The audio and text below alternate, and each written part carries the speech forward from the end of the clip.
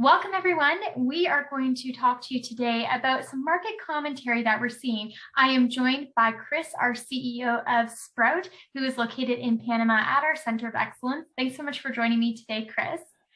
Always a pleasure, Colleen. Wonderful. I thought what we could talk about was something that made a lot of news recently, Walmart's massive investment into the vertical farming sector. Now, they're not the first one. There's a list of them who've actually already been participating, making various different types of investment and integrating it into their own business model. Some noteworthy ones, ShopRite, Whole Foods, Amazon Fresh and Fresh Direct, Pubex, Safeway, Albertsons, Kruger. These are all some really large name international companies who are participating. So I thought that we could talk a little bit about that and get some of your thoughts on what's happening here. Yeah, for sure. Well, it's not new. It's just people recognize the name Walmart and then they see the number. That's $400 million was invested in vertical indoor space 8 days ago, and they assume, oh, this is all new. No. As you're quite correct, it goes back, at least 2017, we started seeing the first major investments. But it is obviously a very large scale, and that is a lot of gas in the engine of vertical indoor farming. Now, I say gas because as Elon Musk's vehicles are set to disrupt traditional carbon-powered vehicles in a major way, and everyone in the market's accepted that, right? Look at his valuation. Indoor vertical farming is disrupting traditional farming for much of what we eat, leafy greens and microgreens and berries, mushrooms, in a way that's 1,000 times more disruptive than Elon's technology is to traditional car manufacturing and locomotion. So let's talk about that and explain why would a traditional company like Walmart put in $400 million, not a small chunk of change, right? Well, the disruption is grabbed hold, and we do not see it reversing trend at all. What we've seen, obviously, starting in the early noise back in the climate change debate, is that floods and droughts obviously are impacting anything that is growing outdoors and requires seasonality. Anything that could be impacted by temperature, humidity, moisture level in the soil is impacted by what obviously is a climate change that is relentless. And so for anyone relying on something to get into their store when they want it, which is when they're standing there in the grocery aisle, is a very difficult logistical supply chain problem for any grocery store. So what we saw starting in the 70s, and that's become a major trend since the 70s, was, well, hell, if we can't grow it locally, we'll fly it. We'll send it by boat, and then we'll send it by truck, and we'll send it by rail, and we'll send. And all the money for that produce stopped going out to the local farmer, left the country, and went to all points west. And then the carbon footprint of shipping all of that was horrendous. So that was the starting point to get us to where we are today. But the major tipping point really comes down to customer preference.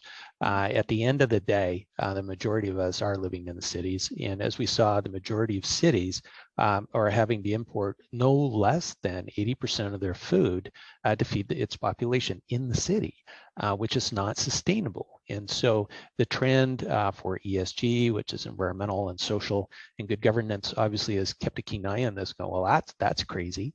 You can't sustain that. And everyone, oh, sure we can. Look, the plane always shows up, right?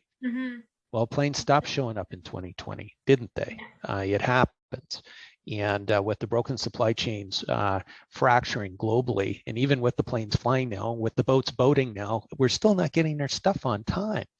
And that's a huge problem, again, for a grocery chain that relies on produce that only has days or weeks, with the exception of maybe onions and apples that can stay out there longer.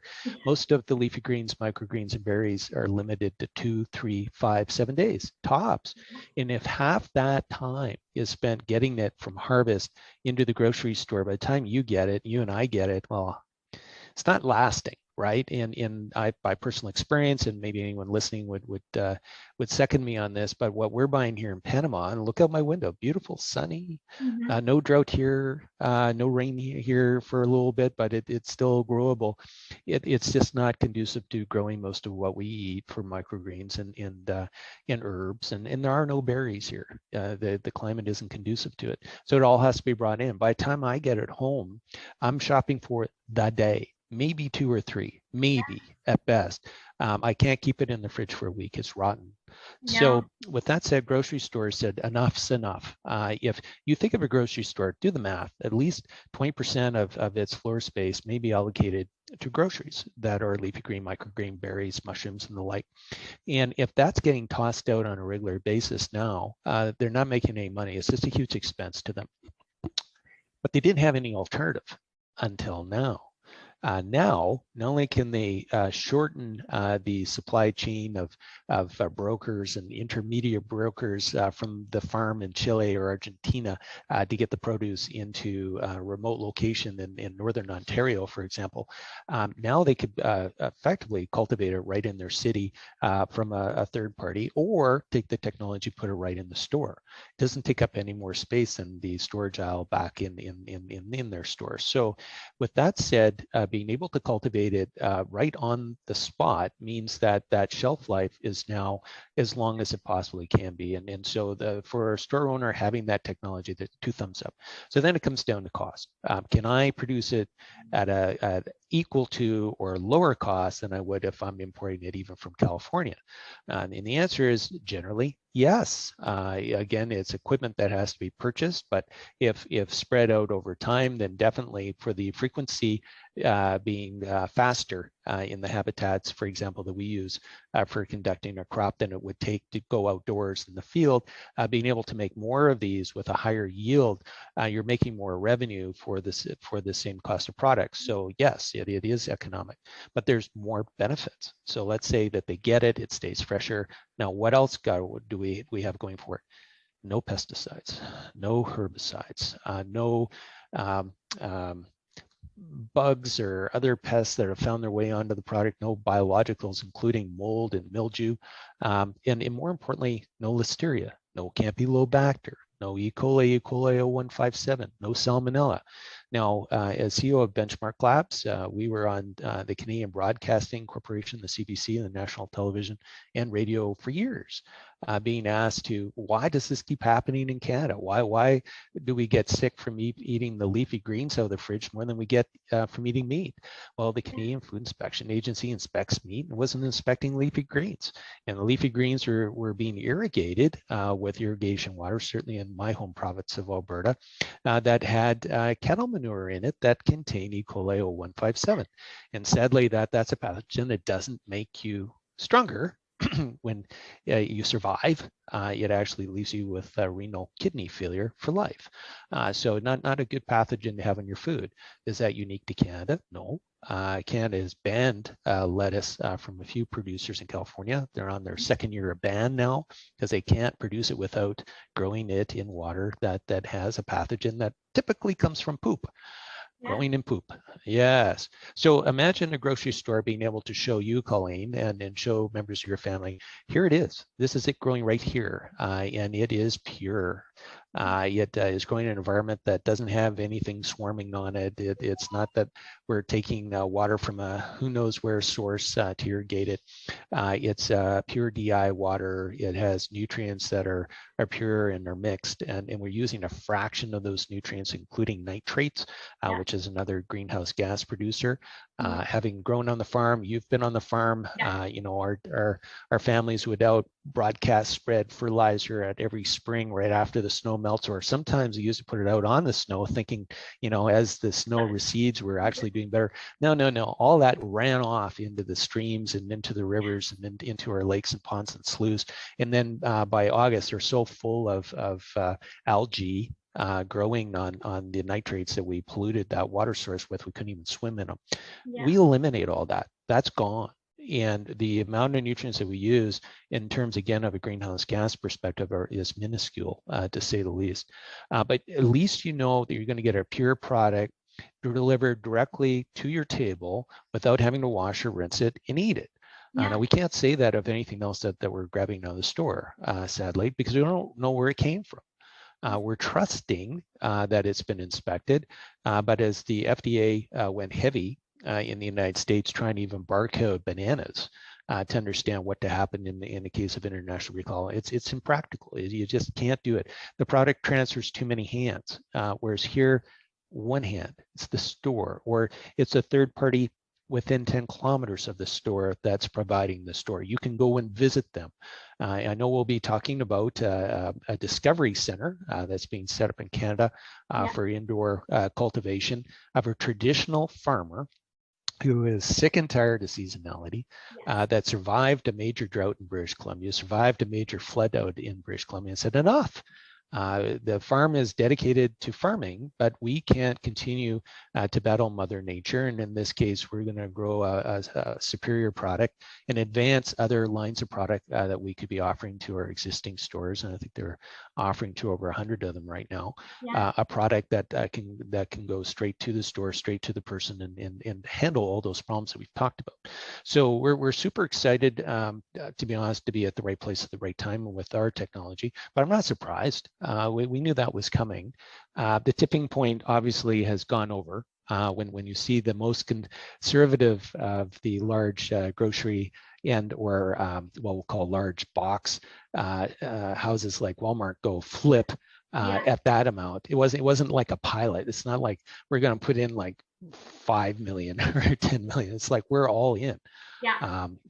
When we watch the industrial companies like Wendy's say, well, we only want to make burgers that have the best lettuce and the best pickles and the best tomatoes. We're going to go vertical indoors. And that was 2 years ago.